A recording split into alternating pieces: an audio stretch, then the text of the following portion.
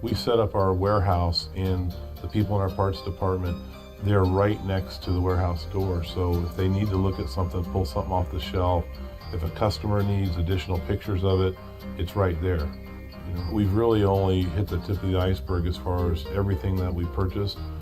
We're adding 20 to 30 items a day, but there's another 2,000 to 3,000 items that we need to add. We'd like people to understand that we're not just a parts guy answering a phone, entering a part number, that we really know the cars, that we can help, that you're not just buying the part from us, you're buying the assistance. You're getting the knowledge and the help of what part's the right part for your car, how to put it on, where it goes, a little bit more than just here's your part, thank you kind of thing.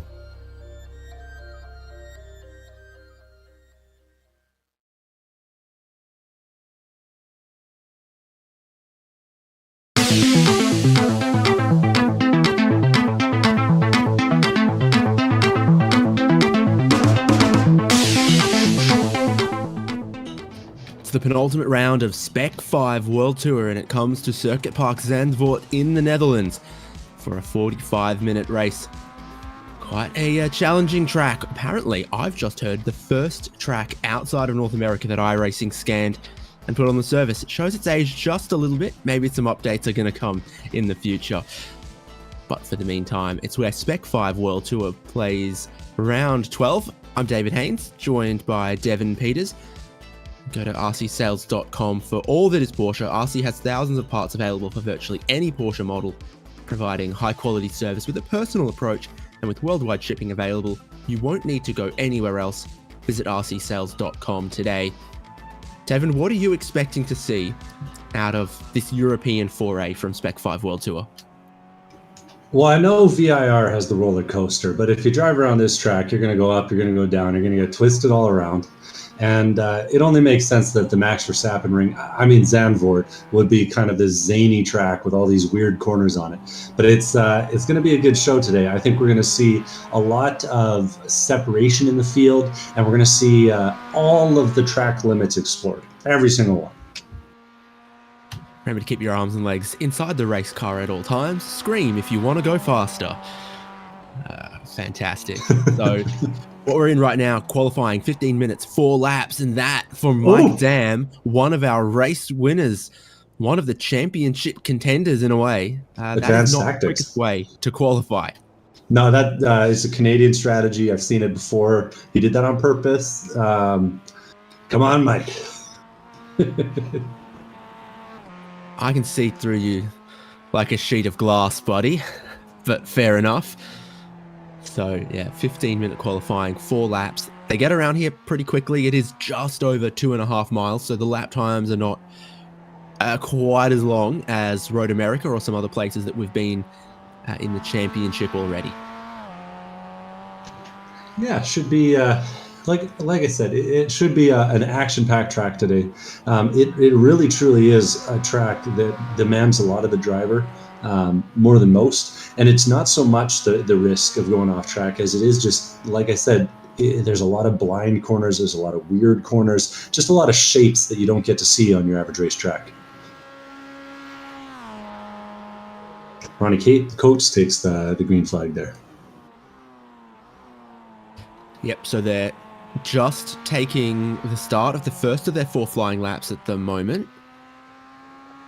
And yeah, indeed, Ronnie Coates, one of the first drivers to come across the line there. So he was very, very quick out of the box from pit exit to get out into qualifying. Like I said, with the slightly shorter lap here, I don't think you needed to be in an absolute hurry. But we're going from morning into towards the middle of the day. So a chance that the track heats up as we go might help if you qualify early. Ronnie Coates climbs up through the S's. Track drops away through one of the quicker corners here, where Mike Dam has left some nice little tracks out in the otherwise beautifully prepared gravel. And then at the far end of the circuit here, a series of 2 hairpins that... this is one of the widest parts of the track, really invites drivers to get down the inside, and the optimal line is a compromise here. Do you use all of the track to one side, then try to get all the way back to the other to open up the next hairpin, or do you try to find a shorter line through there? It is a personal preference kind of thing. Yeah, it's kind of one of those things where there's like, I'm sure there's an optimal answer, but all the ways you screwed up on the way into the corner are going to determine what the right way out of it is.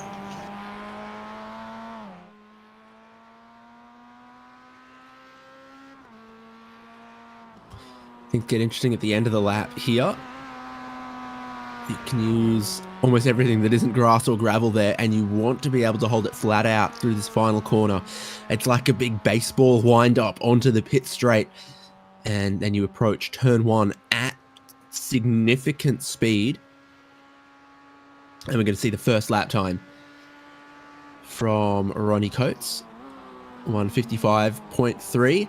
Samathon, 155.6. Simon Foweather, 155.5. Time's starting to come in now. Yeah.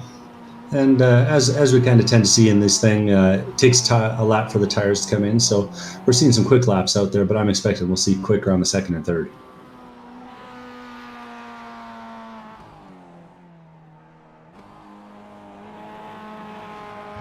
Simon Foweather, who's gone second at his first time of asking, but still with 3 more attempts in qualifying to go.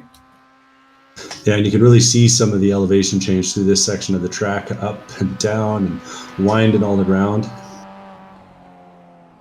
And then this corner always gets me because it's so fast, but it's also so blind. It always gets me because I have no idea how to pronounce that. The others, I've got some guesses. Arie Luijendijk bocht, Tarzan bocht. I'm on top of that, but I believe it's like Schreevlach. Ah, yes, the Slattermacherbach. Or you're talking about the Schijfvlak. Schreevlach, yeah. I need to go spend some time with Duolingo, learn some Dutch. Kane Lasky went to second. He left pit lane a little bit later than the others, so he's out of sequence as far as the time that the runs are coming in. But it flatters him a little bit because everyone puts in their first flying lap, and then he moves up as his comes in, and then everyone will do their second lap. And when he completes his second, he'd probably expect to jump up a little bit. We've got our open class drivers as well. Tom Eton's about to cross the line for his second flying lap. His first attempt was pretty good. Charles Vaccaro was just ahead of him. Yeah. Shortly it'll update to reflect his improvements. I really like the look of Kane Lasky's car. It's really pretty livery with the red and the yellow. Had a pit start a couple weeks back, but he's clean and clear today.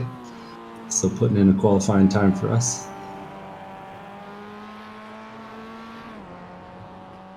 It's Andrew Gilliland. And there is Kane Lasky crossing the line. Jumping up to third place. Yeah, Mike Dam's tire warming strategy coming in though with 54.4 leading the qualifying right now.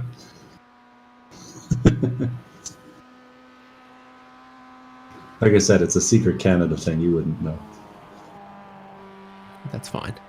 Like, I also don't know where you keep the strategic maple syrup reserve, and I'm okay with that because it's a matter of global security, basically.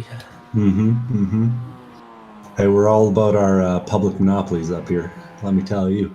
We'll save that for the podcast. Dam, though, making his way around the twisty corners here. That's, I believe, the Bocht 9 and Bocht 10. And we're heading towards the Hansers-Bocht. It used to be called the Audi S, I think, here, which it never quite feels like an S to me because you've got a 90-degree right-hander in and then you kind of hook into basically a carousel hairpin. It doesn't feel like a chicane. It feels like a hairpin with a challenging entry. Then you carry almost flat out here, and then you're looking to just keep it pinned all the way to the line. Dam's had some good sectors. I suspect he's up on his previous lap, not by gigantic amounts, and some other drivers are improving too, like Ken Copeland. Ronnie Coates goes to second. Michael Coates goes all the way to the top, but what will Mike Dam get out of this lap? Enough to go right back up to the top. Yeah, he may have blown the first turn, He kind of got it back to the apex, but he got it in there really, really hot. Coates still flying out there. That was, I believe, only his second lap qualifying. Yeah, so that's a quick second lap for him. Really diamonding the exits of these corners too. That's kind of a little bit different than what we've seen from some of the other drivers.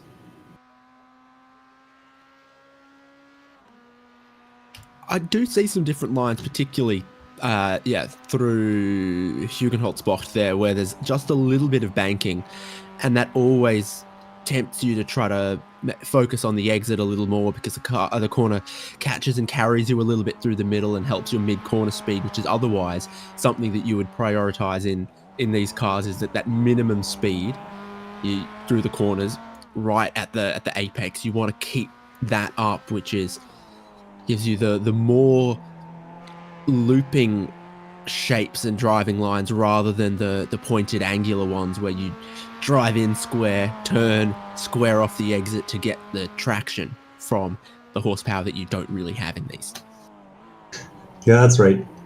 And as you can see just on the overlays here, like if you've never had the pleasure of driving Zandvoort, you owe it to yourself. Even though it's an older scan, it is really a special track to get around. And you can tell just by how funky that shape is. And if you buy it now and the new one comes out in the next 3 to 6 months, you'll probably get all of your money back as credit anyway. So, two for the price of one potentially, depending on when the new Zandvoort scan does release and exactly how they play it. There's Michael Coates crossing the line again. His second lap was good. Yeah, quick. Third lap. I was going to say quick, but not quick enough to improve this time around. No improvement on the third lap, actually. Kind of was following along with him, saw a little drift. And we actually saw Mike Dam hit the pit lane that time by 2, so no more improvements from him. Decided to practice his entry.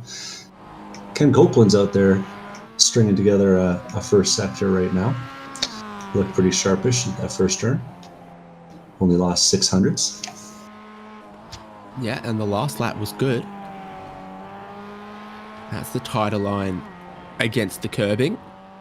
Just getting a little bit of it on the exit. Half a tenth down in the first sector, though. You're looking to find a tenth or so around the rest of the lap to pick up. He's done it in the second sector, so that must have been a good exit out of the hairpin turn. Or, as they call them in these parts, the Harshbelt-Bocht. Ah, yes. I just wish I could smell the excellent Danish food cooking on the slopes around here while they're all racing. They're going to cancel your visa. This is in the Netherlands, man. Oh, my bad.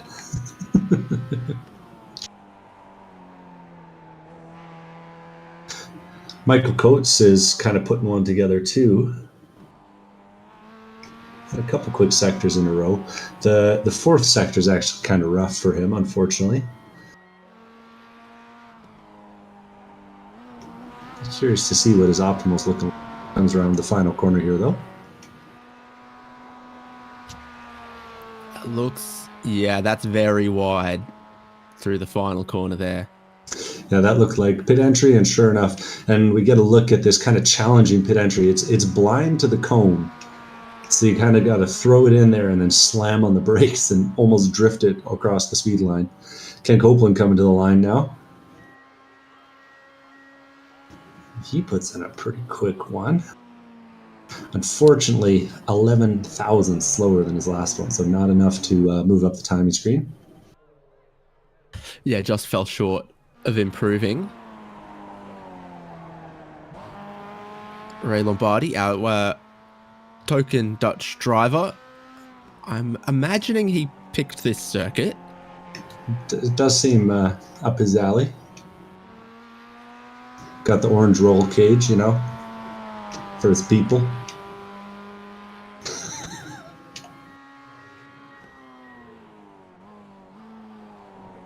Surprisingly few smoke canisters going off today. Yeah. We'll have to see. Maybe they're saving it for Ray if he wins the qualifying here. That's not it. Oh! That's not it, buddy. Nope. He must have felt the pressure of all these eyes on him, you know? Woo!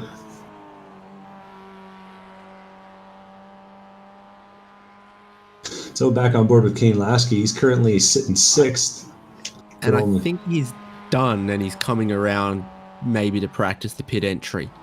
So he won't go any higher than 6. There's only a couple drivers left that could improve. Rui Coimbra is one of them. Been pretty impressive at times this season. Yeah, had a really strong finish at Laguna Seca, and if I'm honest, this track kind of shares some genetics with Laguna Seca in that it's got very unique corners and a lot of sort of high speed, high commitment corners too. And a pit entry where you can get in too hot and smack the wall. Yeah, it's got one of those too. I really enjoy how at the inside of this corner, it's got this weird circle of curving. Sometimes we see it on the camera angle, but it's a funky little sausage curve they got in there. Looks to me like Rui might be still learning this circuit a little bit though. Not quite the clean laps that we usually see from him. And he didn't set any laps in practice today, so he's getting his feet under him. And this will be the last one that counts for him as well, with only 20 seconds left on the clock, and it only jumps him to 16th, which, is a little different from what we might have expected for him. Yeah, a little out of position for him, but, there's always the Hard Charger Award on the table, as well as the Mr. Clean Award, so we'll see. And that just about goes and locks in the grid then. For round 12 of the Spec-5 World Tour, pole position goes to Mike Dam, and he'll be sharing the front row with Michael Coates. Behind them, we'll find Ken Copeland and Eugenio Pellicci. Ronnie Coates and Kane Lasky on the third row. Simon Foweather and Trevor Roy behind that. And Geordie Fike and Sean Hayes, 9th and 10th. Odyssey Adams Jr. and Ray Lombardi, 11th and 12th. Brian Zabelski, 13th. Andrew Gilliland is the first open class driver there in 14th. David Stabe and Rui Coimbra behind him there. And into the remainder of the open class drivers, Tom Ekdon, Josh Olsen, Charles Vaccaro, and Andy Kosick. Looks like a pretty good qualifying for Andrew Gilliland then, to see a couple cars between himself and where the rest of the open class drivers are. Yeah, on the points front, Andrew Gilliland's going to need to do some pretty miraculous things to keep Tom Aton out of the championship. It's mathematically possible, but Tom's got a pretty much a stranglehold on it with the drop weeks all considered so far. Only 2 more rounds to go, including today. So we'll keep an eye on that battle and see how it progresses. Another one that we'll have to keep an eye on is Ronnie Coates, because he is still leading in the points, but he's only in 5th today on the grid. And as you mentioned, Mike Coates, Rui Coimbra, Eugenio Pellicci, all kind of factors in the points race for the pro class. So the pace car speed is not super rapid around here, as evidenced by the fact that it hasn't gone yet. Now it has. That's 64 kilometers an hour, which is probably... Let's do the math. You can do it. Oh, no, I reckon it's 39 miles an hour. Rounded wrong. It's 40. How's the air temperature going for you? You got Celsius to Fahrenheit today? No, not a chance. I reckon that's got to be high 80s. 69 Fahrenheit. Oh, sorry, I was looking at track temp. What's the track temp's 88. You got that. Yeah, okay. I was enjoying this guessing game. So, as you're seeing on the screen, speaking of things that are on the screen already, we've got the red cars. The red underlines are for the pro class cars. The red numbers are for the pro class leader today, and then the blue numbers will be for the open class leader in points, and the blue underlines will be for the open cars. And then, of course, as we're getting down to the end of the season, we got to start the drive, the membership drive for next year. So if you support the league, there's a few different tiers that get you a variety of perks, including fancy numbers, gold for our biggest supporters, silver for our medium supporters, and bronze for our entry-level supporters. But in addition to getting sick numbers on the broadcast, you also get, depending on how much you contribute, either multiplied votes in the track selection process, or even the chance to pick your own track. So kind of cool opportunity. And like we mentioned, this could very well be one of those selected tracks today. Ray Lombardi's home track.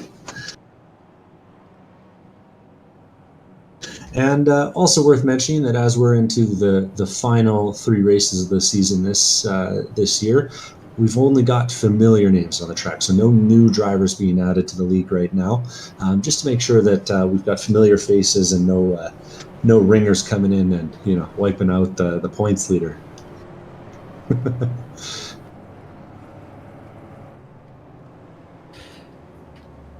So with a 45-minute race now, the driver's going to have to come through pit lane at some point to take their fuel. We've seen the in vogue strategy change from circuit to circuit.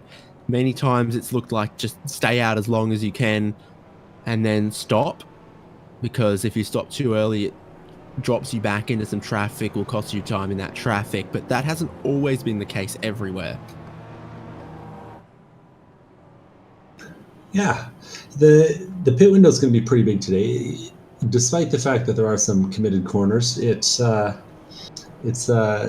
pretty wide, and with the amount of sort of one-line corners or corners that permit a lot of battling and a lot of lost time, I wouldn't be surprised to see some different pit strategies out there today.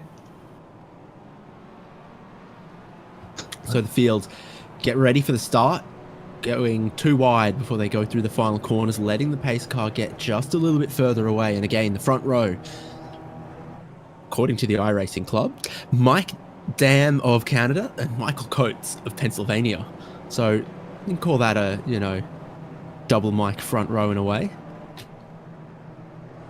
Eminem. Please don't sue us.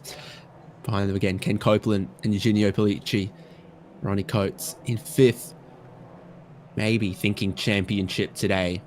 You're going to see that pit entry in effect when pace car makes a violent shift and the green flag waves. Ronnie Coates was ready for it, but then he got boxed in behind. Simon Foweather pulls all the way to the inside. You got Rui Coimbra making some moves in the background as well, but he gets boxed in, nowhere to go. It's super narrow on the way down towards turn number 1 until that little bit of pit exit gives you a little bit more width through the first corner. But Michael Coates, he has flummoxed Mike Dam and gone to the lead of the race as they all continue to build tire temperature. Yeah, it was 3 wide deep in the field, 2 wide pretty much everywhere, and they're still doing it deep in the field. Got David Stabe trying to make some moves around the outside in the middle of the pack, and I think the big loser so far is maybe Brian Shabelski taking it very easy off the line, losing 4 spots going through the first turn back there. Junior Pellicci grabbed a spot. He's there in 3rd, but with Ken Copeland all over his bumper. Sean Hayes is too wide as they come through the corner that I can't name. Tom Athon has gone for a little bit of a ride. Andrew Gilliland, the open class pole sitter, he's also out in the same gravel trap. Yeah, and Aton critically barely managed to keep it off the wall, but that's cost him a ton of time. We said there needed to be a miracle. This could be the start of one. Andrew Gilliland's going to have to make some ground up in order to make the points count, but the two of them were racing hard into the corner, and no love lost between the 2 points leaders in the open class, that's for sure. Wow, yeah, racing for the open class lead, and they touch and they both go off. Josh Olsen goes through to the lead of that class all the way. Up front, Mike Dam has gotten past Michael Coates to get back to the race lead as they come to complete the first lap. Still building tyre temperature. Eugenio Pellicci in 3rd has a bit of a wobble, and it's flat out through this final corner. Ken Copeland will be getting close, getting in his slipstream and looking to set him up into turn number 1 if he can. And then Ronnie Coates and Kane Lasky are just behind that as well. Copeland closing. Now he pulls out to look to the inside to try to take away third place. Breaks it in deep. Just starts to catch a little bit of the banking, and it looks like he will get through for third. Impressive stuff there from Ken Copeland. Only his first season in the pro class, and he looks like a veteran at this point, dicing up the inside. Mike Dam not getting away here. Less than a car length to second place Michael Coates, and a big drift from Ken Copeland as he's just got up into that third place recently. That looked like Rui Coimbra going out way wide there. Actually, it could have been Odyssey Adams Jr. because it was just behind Sean Hayes. A lot of hashtag not a team drivers. Yeah, Odyssey got a little wrong. It's easy to do, especially when you're on the outside line there trying to carry a little bit extra up the hill. And in these cars, it's so critical to carry that momentum. And for those of you keeping track, Andrew Gilliland right back onto the back of the pack, still a few seconds back for Tom Athan.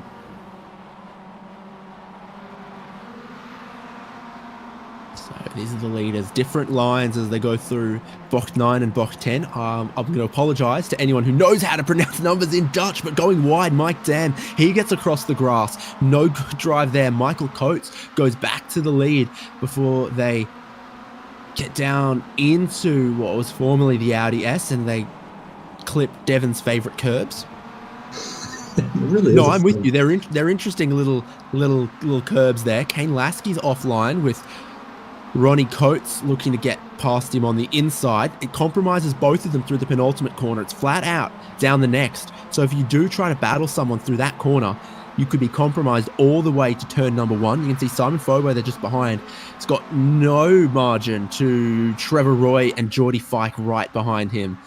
Someone's got no margin to the grass out the final corner there as well. Yeah, that was Josh Olson throwing 2 tires onto the grass as he's pushing. Brian Schabelski making up for lost time after the first lap. He's only down 2 spots, but fighting for his life with Josh Olson behind. Still really close with a couple laps completed, getting on to lap 3 of the race now, and only real gap in the field seems to be between Polici in 4th and Ronnie Coates in 5th here. He was battling with Kane Lasky. They lost just a little bit of time to the leaders, but I don't doubt Ronnie Coates to be able to close back in on the race lead in quick order now he's got a little bit of clean air. Yeah, I really am seeing all throughout the field drivers losing time from battling. You almost got to wonder as soon as that pit window opens if we'll see a few of them hit the lane. This is the race lead. Ken Copeland now up into 2nd. Mike Dam back to the lead. So Coates has dropped back a little bit as he led at about this point a lap ago when Dam ran wide out here. It looks like you want to get a bit of that curb. You don't want to step out onto the gravel, onto the dirt. Ray makes a nice move up the inside of Odyssey Adams. You see it deeper in the field. He's just clearing them as they head into that tricky little S section there of the Hans Urspach.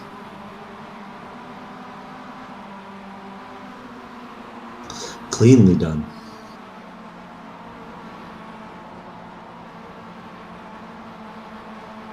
Coates sensing a vulnerability of Eugenio Polici, who's dropped away from the leading 3 just a little bit.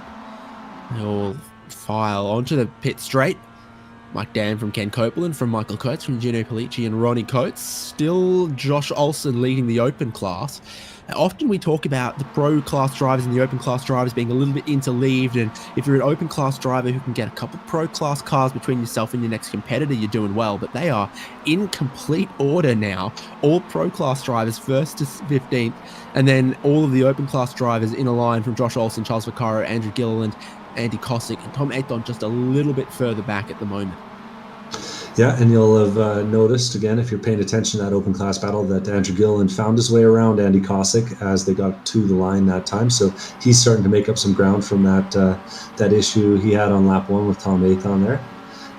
Be interesting to see if he can make quick work of this open field. He really did seem to have a pace differential with Andy Kosick.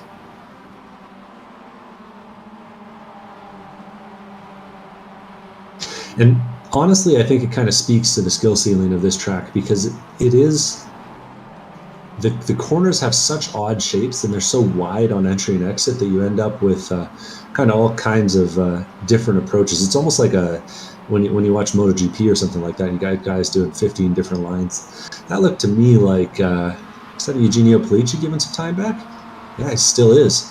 I think he might have a problem here. Yeah, he seems to be really struggling. That might not even be time lost at this point. Yeah, he's off the track and parking it now. He gave up 4th place. Looked like he was carrying on, but slowly. And now he has dropped all the way to the back. Eugenio Pollicci. You can see you're leading 3 all within 1 second. Ronnie Coates trying to hunt them down. Kane Lasky then leads the group from 5th at the moment, and it is quick fire. Almost the whole rest of the grid behind him there. Michael Coates goes one side of the track all the way to almost kiss the pit wall. And I don't know why. He wanted to make sure he read the pit board, But yeah, definitely a little breakaway forming here at the front. Top 3 getting away. Ronnie Coates trying to find his way back up to that lead pack. And then a little gap again to Kane Lasky and Simon Foweather, who are dicing it up a little bit. Simon Foweather taking the wide entry and Kane Lasky playing real defensive through the hairpin there.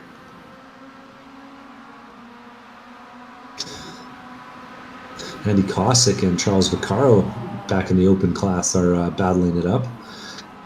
Vaccaro gets the better run on Andy Cossack and manages to hold him off. But they were side by side through the Gerlachbach.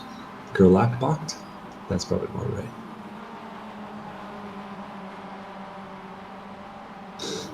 Spicy throughout the field, though, that's for sure. Yeah, absolutely. And the field's still this close at this stage. You think that the pit stops are going to carry a little bit of extra importance if there's not that much difference in race pace or pack separation. Lasky looked like he ran a little bit wide out of box 10.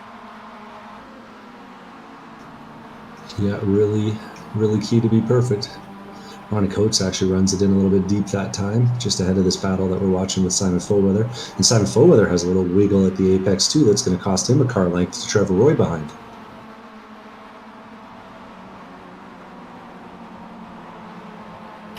Gone on the internet, and it looks like this shouldn't have surprised me. The Dutch for 9 and 10 is 9 and 10. So, ooh. Michael Coates. I don't know what he's doing. He's doing it again. Is he trying to, on his own volition, break the toe to Ronnie Coates? It's possible. It's a little curious. It seems to me like there's more than enough time, almost 3 seconds between the two of them. There wouldn't be a draft, but maybe he believes there is. Either way, the gap is staying pretty much the same. And still battling deep in the pack there. Is that watching Andrew Gilliland? Gilliland's got to the lead of the open class. He's passed Josh Olsen. I think he's passed basically everyone on his way back to the lead of class here. And he's going to need to pass a few more, and there might be a few available to him with the pace he's kind of been putting down. He's gone and done, what was that last time by? A 56.0 with battling, and a 55.2 is his fastest lap, which would easily put him ahead of a few of the guys in front.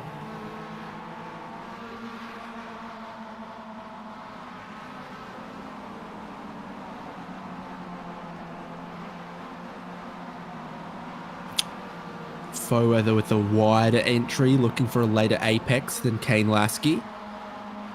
Sort of not a particularly long straight, but from turn 10 down here to Hans Ernst box, it's kind of the second longest straight on the track.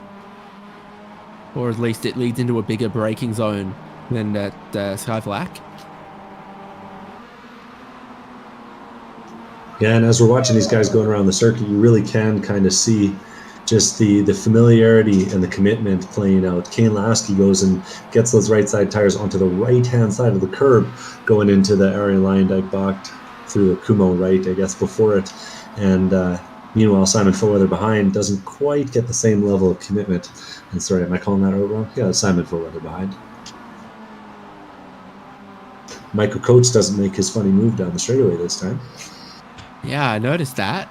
He's given up on kicking up the tyre marbles and pulling out his granny glasses to read the pit board. That does raise an interesting point. I wonder, it could be a tire cooling type of thing, though I thought iRacing mostly patched that out. Otherwise, we'd see everyone putting 2 tires in the grass, you know? The surface has a temperature, that's the thing. So theoretically, yes, the parts of the racetrack that they're not racing on are cooler, but I'm not sure in a straight line, not loaded, if it makes much of a difference at all. Does make some sense. We'll have to inquire about it, especially if he manages to stay on the back of this battle at the front. We do see Mike Dam and Ken Copeland kind of breaking away almost a little bit here. Only 700s between them at the line, and 3 whole tenths back to Coates at the start of this lap. That now looks a little bit more like 8 tenths. Looks a little bit more like 6 to me, because you've got to measure him to Ken Copeland, not measure him to Mike Dam. Strong argument, but still, he seems to be struggling a little bit to keep the pace with them. Speaking of passes, Ray Lombardi's making a move up the inside. When he dives back into line at the last second, he was really lining up Sean Hayes there, and he's mentioned before, Sean Hayes is kind of his target. And a few of them run a little bit wide in that space between approaching to the final corner, Arie Luyendyk Bocht. Really trying to maximize their run into that corner, but not getting it perfect. And you've got to be careful, there's a landmine out there somewhere. No, it's not left over from when there was World War II anti-aircraft batteries here, but it's just a little bit of a very, very sharp dip, almost a pothole out in the gravel that will really, really hurt if you go out there and find it. Sean Hayes definitely feeling the pressure here. Ray Lombardi was up the inside of him on turn number 1 and managed to get kind of a good run, closing the door on Lombardi, but these two are leaving no quarter right now.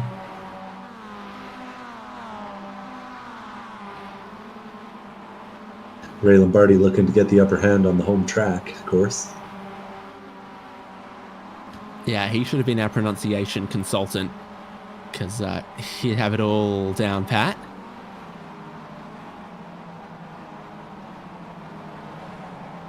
Ooh, big lock up there.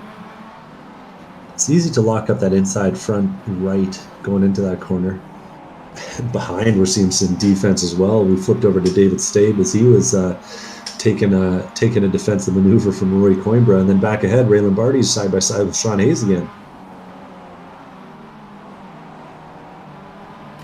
They are. It looks good for Ray as he then has the inside at the hairpin section, and Ray Lombardi moves up into 9th. 3 positions gained from where he qualified, but they have just let the next group of cars get away a little bit, so there's a bit of time to catch to get to Geordie Fike and Trevor Roy, those next cars in front. Yeah, and this is lap 8, and I think lap 8 is about as early as we can expect any of these guys to come for the pit lane, by the calculations we've seen. So it will be interesting to see, and sure enough, we do see one taking the option. Brian Shabelski goes and hits the lane this time by. Shabelski down 2 spots from where he started. Might be feeling like he'll do a little bit better in clean air.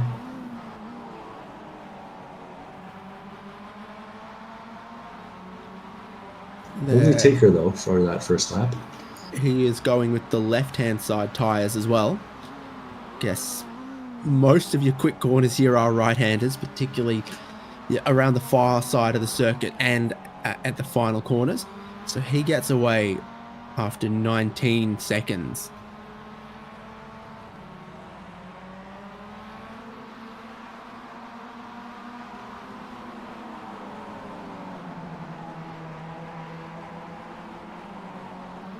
Trying to solve a mystery right now. Tom Aton had, sure enough, as I was looking for it, back on lap number 7, he had a little 360. So let's not count that miracle out. That cost him about 10 seconds on the track, so he managed to get it back pointed the right way pretty quick. But this is certainly playing into the hands of Andrew Gilliland. Look at the replay here. That's where Ken Copeland gets wide. Michael Coates goes through into second place, and Mike Dam tries to take away a 1 second lead.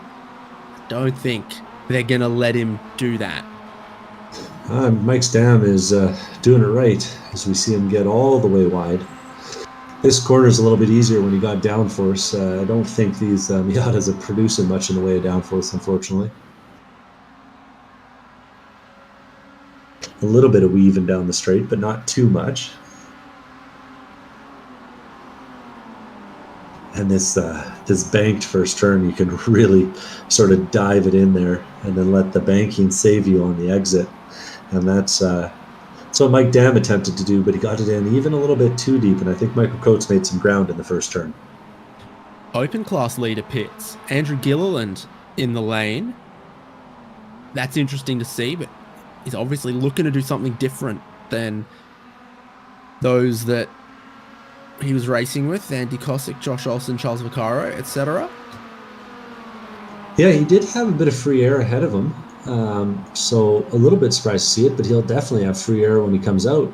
And he leaves a big cloud of smoke as he leaves the pit lane. Nicely executed burnout.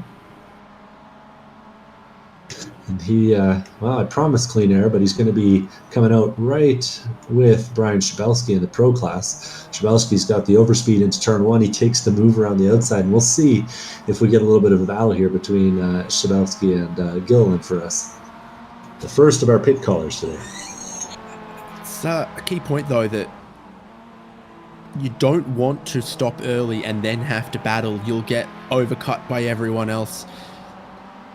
The point of the strategy is to do something that separates you from everyone else and means that you can run quicker laps on average, you'd hope, without battling. So Shabelski and Gilliland will both have that on their mind, that they're both trying to undercut the drivers they were respectively racing in pro and open class.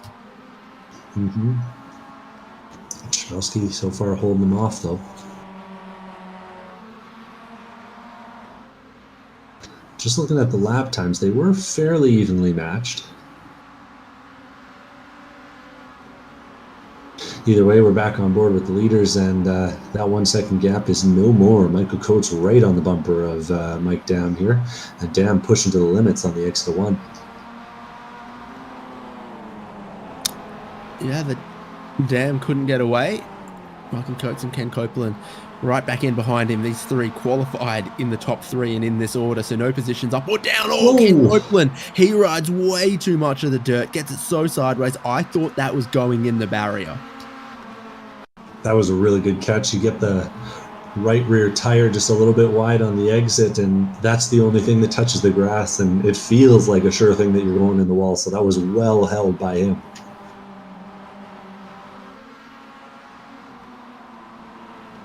Crucially, though, being the third guy in the line, it didn't cost anything for the guys ahead, and with the draft, he'll probably be able to make it up. Ronnie Coates is seeing that ahead of him, though, and hoping for more dramas, because he'd really like to close down this gap. 3 seconds between him and the lead right now. Yeah, Ronnie Coates and Kane Lasky have been pretty quick the last couple of laps, so they have been quicker than Mike Dam at the lead. See Ray Lombardi side by side with Trevor Roy. Got Sean Hayes just behind that. A bit of action happening in the mid-pack here. Roy is trying to scare Lombardi, and Lombardi's having none of it. Lombardi trying to get around the outside of the right-hander, but it doesn't quite work like that, and he drops back in line. Geordie Fike leading this group at the moment, and so I think they'll stay with him. Kind of is a wonderful thing, this track, with how many different lines you can run. Lombardi really trying to toss it deep, and he's going to get the spot this time, but that's because Trevor Roy is taking the pits. Also seeing too wide behind them, that's Odyssey up the inside of Sean Hayes going into turn number one. See who's braver on the brakes, it's Sean, but Sean's going to slide wide. Even the banking couldn't save him from that one. Odyssey gets the run up the inside, holds it down real tight. It's going to cost him, but he's going to have the preferred line right before the hairpin. As they stay too wide, though, it's going to be Sean Hayes up the inside before the big straight here.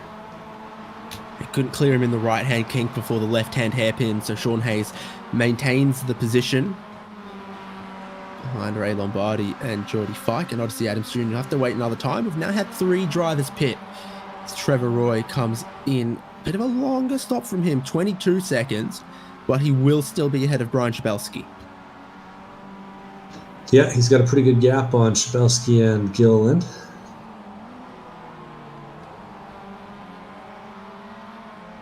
Josh Olsen stops as well. Shabelski repping Penguin 176 on the car today. Not sure what that And difference is. Copeland's got a slight update as well. Yeah, that's a slick looking paint job on his car. I think he's added a bit more orange for this round. Yeah, getting into that Dutch spirit. I like it. It's nation singularly responsible for 95% of the world's consumption of orange marine flares.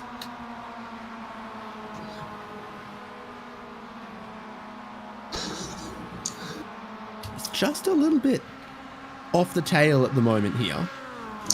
Last couple laps have still been good for Ronnie Coates. Kane Lasky's at a good pace as well. You can see that they're just not in the slipstream, but they are hanging around. They are just there in the back of shot at all times. Speaking of back of shot, Sean Hayes and Odyssey Adams are doing the side-by-side thing into turn number 1 again. Sean Hayes breaks late, and this time too late. Odyssey holds the inside, gets a good run, and clears him easily through turn number 1. He does. He goes up into 9th place.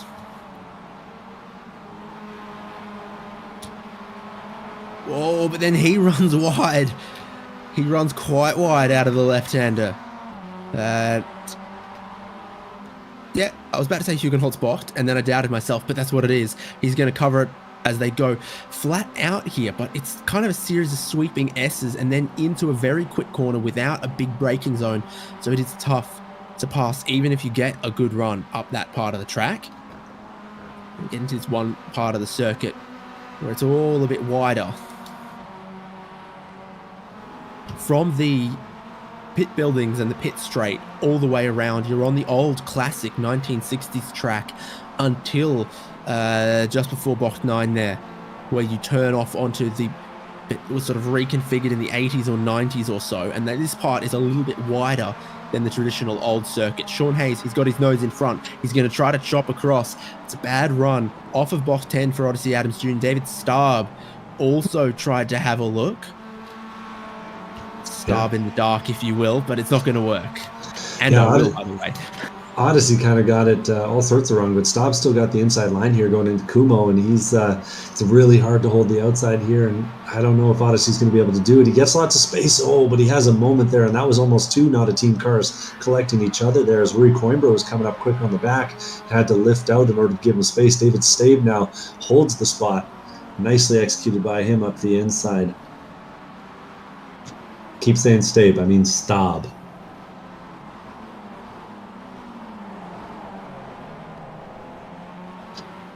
Staub holds off Odyssey. Odyssey might be losing the front end of the car at this point. He's starting to struggle with a lot of braking zones.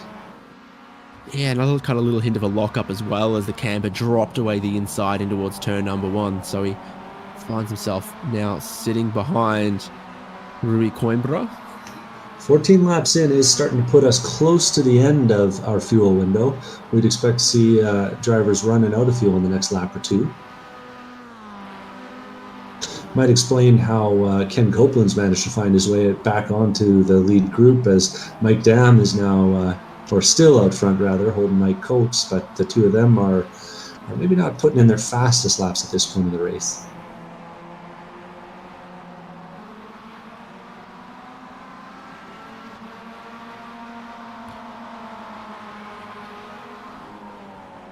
Two seconds from Copeland in third to Ronnie Coates in fourth. He's been that distance away for almost the last 10 laps now, it feels. Just not able to catch the leading group. And he sense he could ruffle some feathers if he could. And he also then hasn't had the slipstream some of those guys in front of him have had to save some fuel. Because the temptation is, all right, well, let's just short fuel it at the stop. We'll save a little bit in the back half if we have to, but just want to bridge that 1 second gap. A lot of them, all of them looking for the pit entry here. A whole top three. Mike Dam an inch away from the Armco on the way in.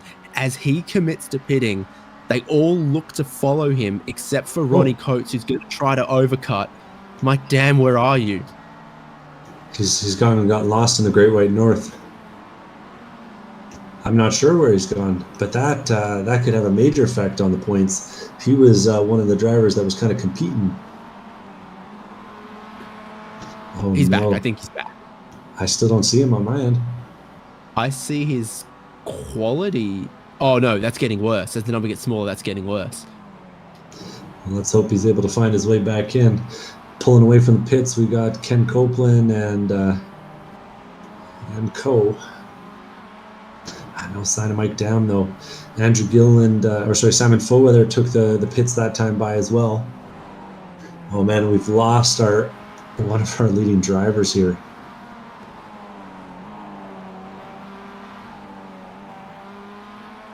Yeah, Ronnie Coates carries on, trying to run long. Kane Lasky, Jordy Fike, Ray Lombardi also haven't stopped yet.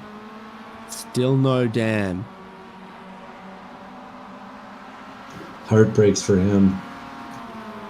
And he's disconnected by server message. I think that's the end of Dam's performance tonight, unfortunately for him. Must add some beavers in the telephone poles, you know. Always gets you. You're far better positioned than me to, you know, make a joke at the expense of any of the telecommunications providers. They'll be like, oh, must be a Rogers customer or something. I don't know. I'm not sure where he's sitting either. Ronnie Coates knows where he's sitting, though. He takes that pit entry with a lot of confidence, and he'll lead across the line this time, but it'll be curious to see what he's able to do in the pit lane. Speaking of the pit lane, we saw sort of mid-range stops. Andrew Gillen took a shorter stop than all of our top three, so there might be a little bit of room for optimization depending on how much fuel they were saving, and the whole field's in now. We've got Odyssey, we've got David Stapp, we've got Roy Coimbra, Andy Costa comes by, Ken Copeland's coming by, and I got to think Ken Copeland's the front of the field, and he is going to hold on to that. Michael Coates too, as we see Ronnie Coates leaving the pits behind him. Not a fast stop from Coates, must be said.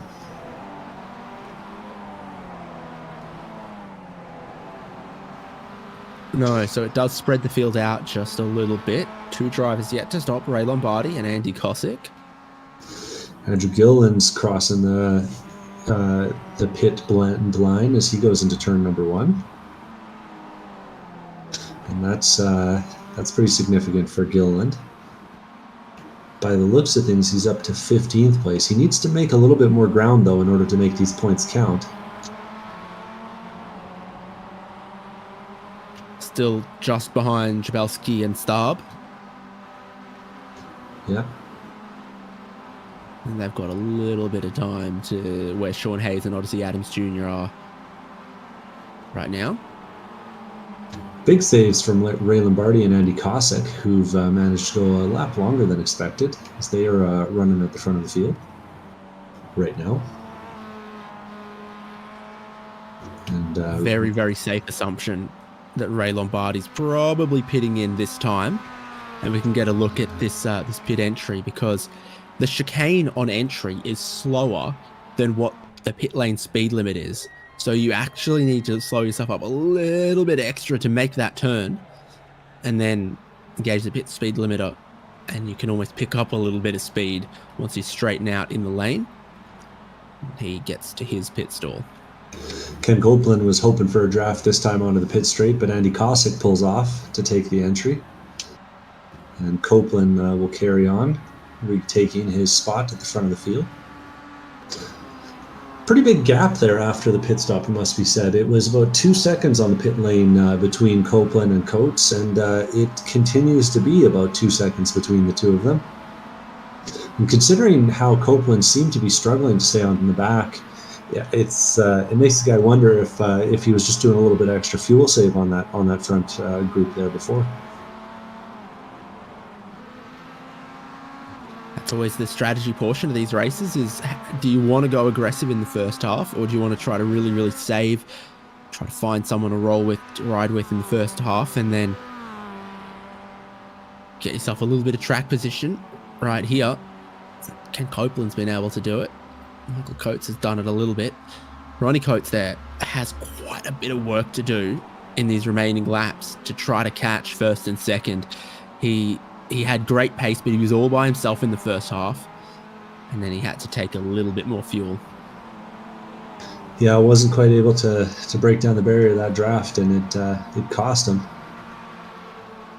Closest battle I'm seeing on track right now is between Jordy Fike and Trevor Roy in 8th and 9th. Jordy had to take a bit of a defensive line from Trevor. The two of them pushing though, and seeing some variation in the lines. Heading down to these Audi S's, Hans Erstbach, whichever one you want. And the two of them do a great job on the entry there. Really critical to get your tire on that inside sausage curb in order to set up the left-hander on the way out.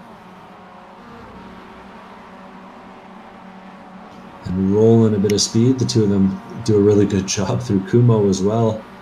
Trevor's going to have the draft here.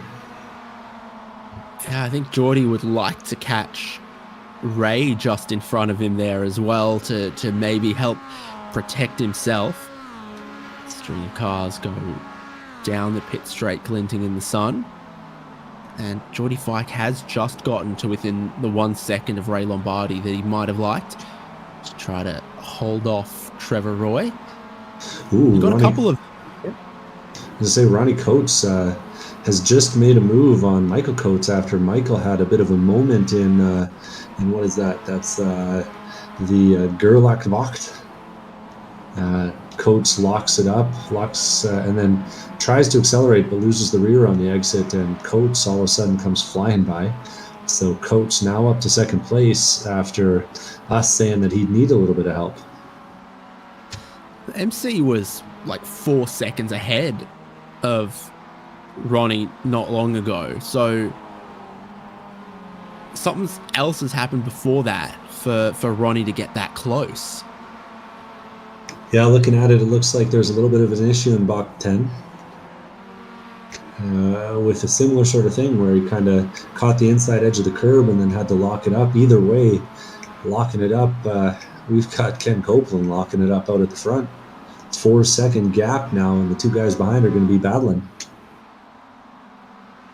Track's getting toastier. It's warming up for sure, so it will be getting slipperier from the race start to now. And we're seeing some of that as you also then start to just overheat and slide your tires after all this much racing, depending on what tires you did or didn't take. There's your race leader heading down towards the braking zone of 1, and then Coates, Ooh. A little bit of drama between Roy Coimbra and Trevor Roy there coming through the final turn. Trevor pinched down on Roy, and Roy had to put 2 tires in the grass and then save a slide. He's might not be willing to let much go here as they go into turn number 1. Roy takes a very defensive line and has to brake so much that Roy gets right up alongside him, and they nearly touch mirrors as they go through the first turn. We'll see which one blinks as they get down towards Gerlach. Roy holds the outside, carries a bit more speed, and he's going to have the line and the corner as they go in. And Odyssey's right behind the 2 Nada team cars, making a sandwich of Trevor Roy.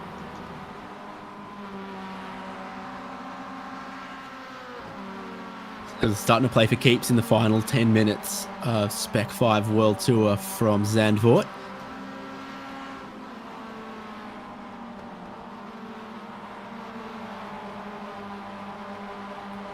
Open class leader Andrew Gilliland up to 13th place now after taking the spot from Brian Shavelski.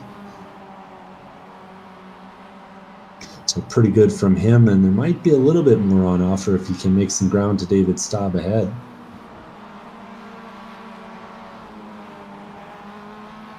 Also been looking at how quickly is Ronnie Coates catching Ken Copeland It was about half a second last lap. He's, I think, just going to run out of time if that's all he can find, if Ken Copeland doesn't need to save, if Ken Copeland can keep pushing on. A little bit of contact deeper in the field there as well. I think Geordie Fike, is trying to pull his way through here, and he's gone door to door with Odyssey Adams Jr. They're still side by side in the penultimate corner here. Odyssey's in shallow. Geordie trying to carry more speed out, but has Sean Hayes right on his bumper as well. Draft's going to be key on this one. Sean Hayes pitches it out kind of wide, trying to carry a little bit extra, but gives up something on the curb. And momentum's key, and he didn't have it.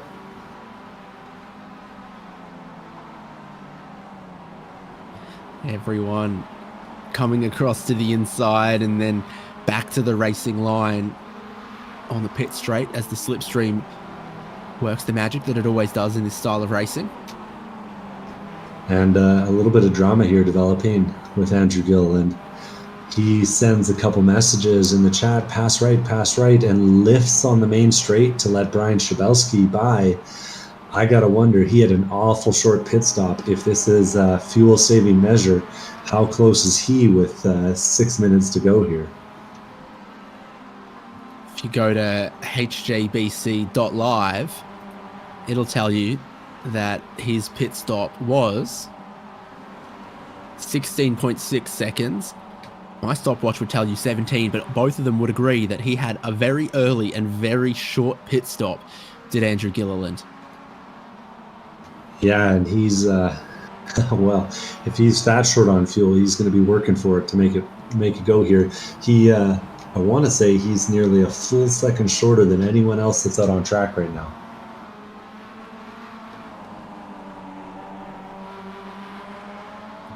What's happened then to race leading Ken Copeland? Ronnie Coates leads now.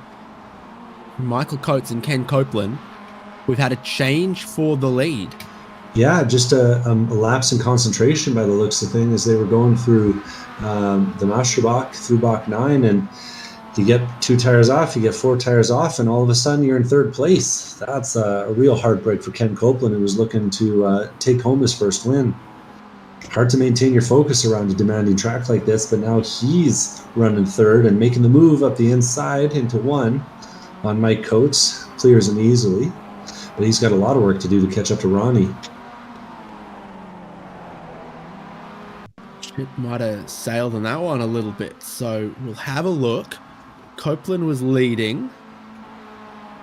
Curb there. Oh, and it just runs out a little bit wide. The track keeps turning to the right, so you can't rejoin.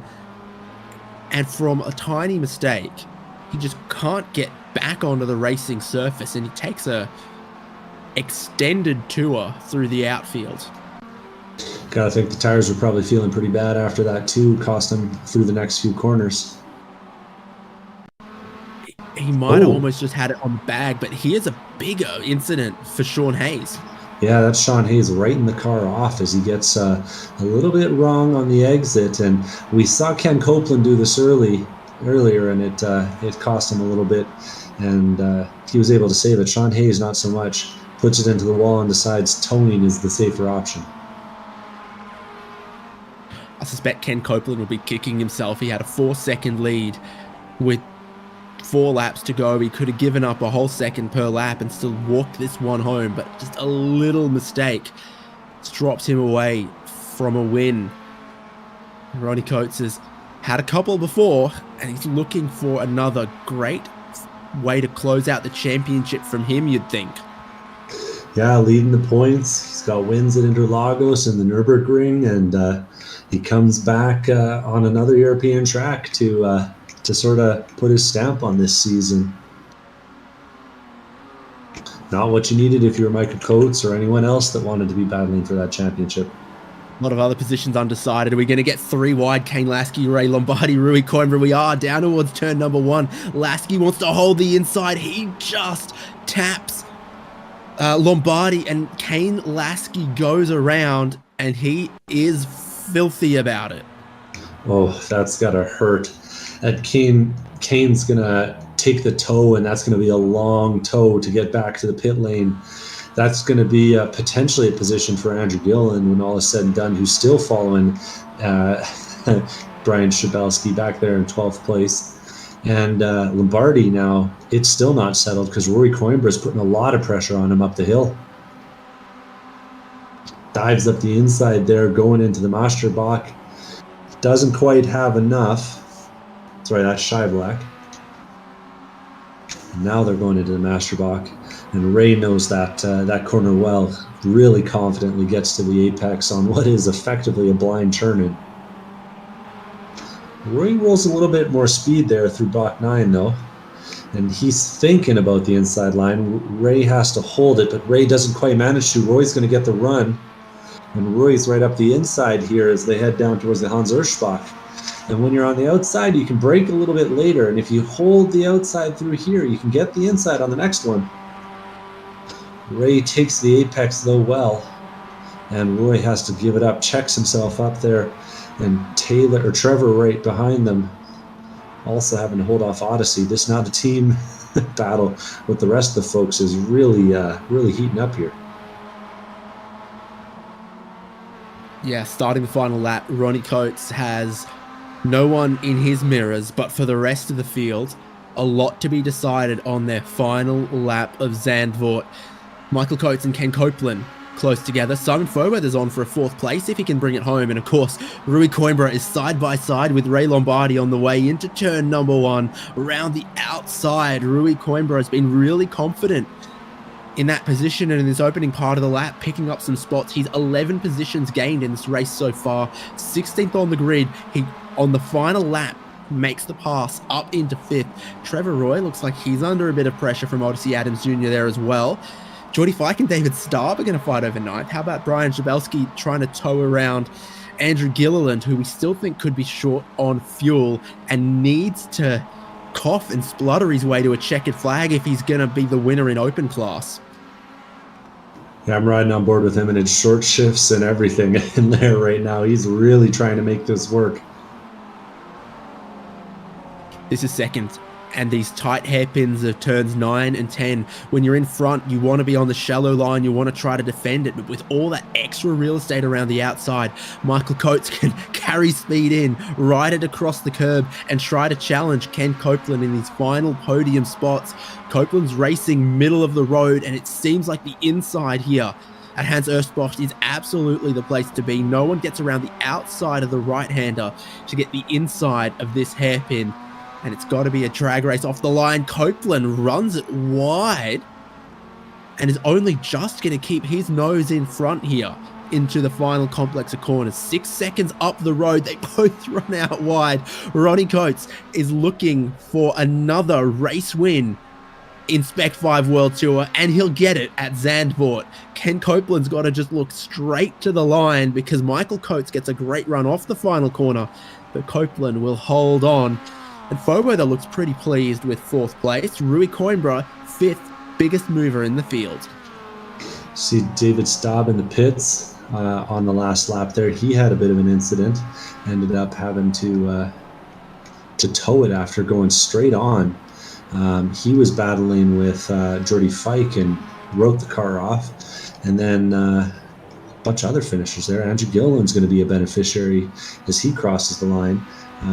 Narrowly behind Brian Shabelski. That was real close between the two of them. Manages to make it though with the fuel, and now it looks like he's shaking the car around. And Andy Cossack comes across the line. One of our final finishers there on the lead lap, but not the final one. Tom Aton, open class, manages to recover all the way back up to 14th after the dramas on lap 1, and behind him we see Charles Vaccaro crossing the line, and Sean Hayes will be coming along as the final car on the lead lap after his little dramas earlier on, taking it home clean and clear. No sense risking the car when you're the last guy on the lead lap.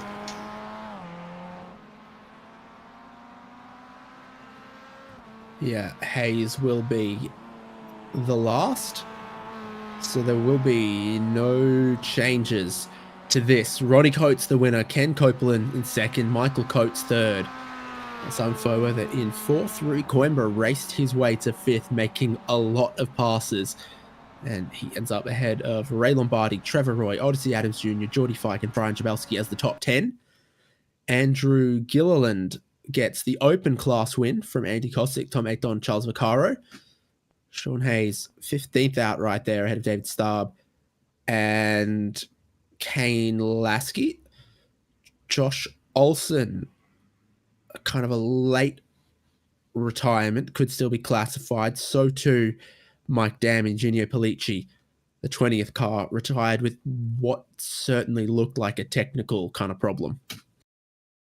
Yeah, I heard from Mike Dam in the comments that his system decided to reboot itself mid-pit. So it, like I said, it took a whole beaver taking down a pole, just to shut things up for the Canadian. But it's a shame for him, and a great finish the rest of the way around.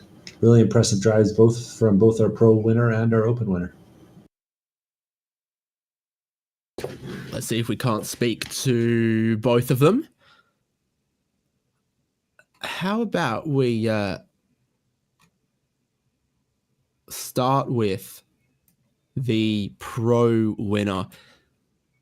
Ronnie, just had to drag you in and say congratulations on the race win there.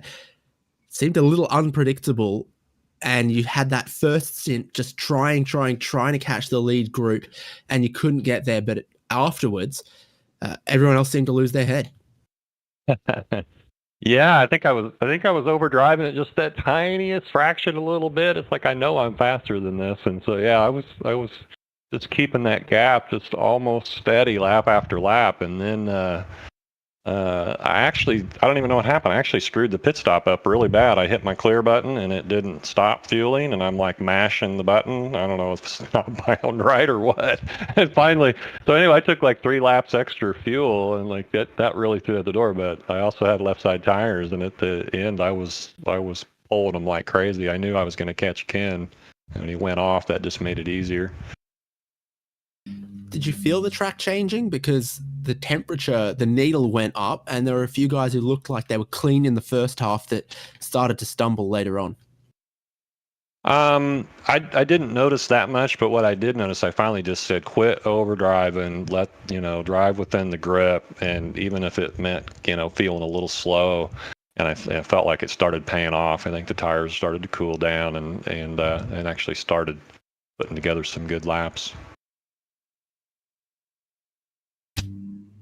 Well, we've spoken to you a couple of times. You've picked up a couple of wins, and there's just one more race to go, 90 minutes at the Indianapolis Road Course. Are we going to see you there? Is it a chance of the Ronnie Coates show this season? Well, let's hope so. I'm not very familiar with that track, but this was a new track this week, and I obviously like this one, so we'll see what happens next week. We'll see. We can look forward to it. You can look forward to it. Congratulations. I appreciate it. Thank you so much. Managed to find our open class winner as well. Andrew, a great performance, but I got to think that the big question is going to be about lap 1. How'd you see it? Lap 1 was really tough. I first of all like to apologize to Tom Athen. Don't really know what happened there. I believe that was on me. I think I could have left more space, but in the situation, we're all racing, and I made a mistake, and I apologize for ruining his race, or at least ruining his chance to finish better. Well, despite your issues on lap number 1, you found a bit of pace, managed to drive your way through the whole open field. How are you feeling on that first stint? Yeah, it was really nice. I actually kind of stayed in the back a little bit with Kosick, and I just kind of started to drive my way through there. So it was awesome to get that track position before pit stop started to come in, and the undercut strategy really, really worked for me. It put me up in the front, and I was fortunate to have somebody to run with and save fuel on. I was going to say, it looked like a pretty short, pretty aggressive pit stop from your part. How close were you on fuel at the end? My overlay, so Caps was saying that I had 0.3 gallons left, so I had just about a lap left. But I think I nailed the pit stops here, which is amazing. And noticed about 2/3 the way through the race that you lifted on the main straight, let Brian by. Was that strategic for the fuel or just a slowdown? Yes, it was strategic for the fuel. My overlays or my information was showing that I had 0.03 gallons left in the tank, and I think it was a glitch. I don't really know, and it ended up changing. So I was kind of getting scared there at the end. Well, impressive drive from the youngest driver in the series. Anyone you need shout out today? I'd like to thank my family, especially my dad and my grandpa, for making all this possible. I'd like to thank Aussie Sales Porsche Parts for not only sponsoring Spec-5 World Tour, but sponsoring my car and just being a part of everything. Great job. Yeah, thank you. Great to hear from our winning drivers from both classes. And yes, next week, the final round of the championship. It's a double-length enduro on the Indianapolis road course. You'll see it live here on HJBC. So make sure you follow us on all of our platforms, wherever you're watching, for the Spec-5 World Tour and a champion crowned next week. And we echo Andrew Gilliland's words. Thanks to RC Sales Porsche Parts. Go to rcsales.com for all that is Porsche. RC has thousands of parts available for virtually any Porsche model, providing high-quality service with a personal approach. And with worldwide shipping available, you won't need to go anywhere else. Visit rcsales.com today. Devin, we can't wait for next week. I'm stoked for the end of this season. Penultimate round is run and won in Spec-5 World Tour. See us in 1 week at Indianapolis Motor Speedway.